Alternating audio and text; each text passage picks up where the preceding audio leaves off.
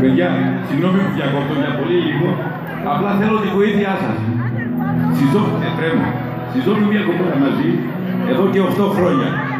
Θέλω να την πείτε, μαζί μου μάλλον, να την πείσουμε να γίνει γυναίκα μου. Έλα εδώ.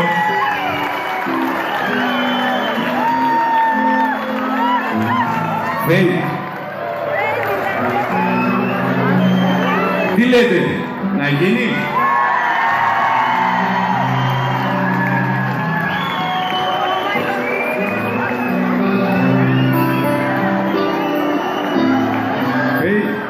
Δυστυχώς τα σκυλί δεν έχω μαζί μου, αλλά έχω την αγάπη μου.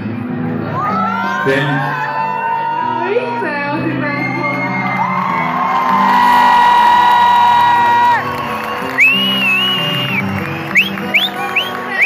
Ευχαριστούμε πάρα πολύ και συγγνώμη. Τώρα θα αφιερώσουμε τραγούδι. Γίνεται!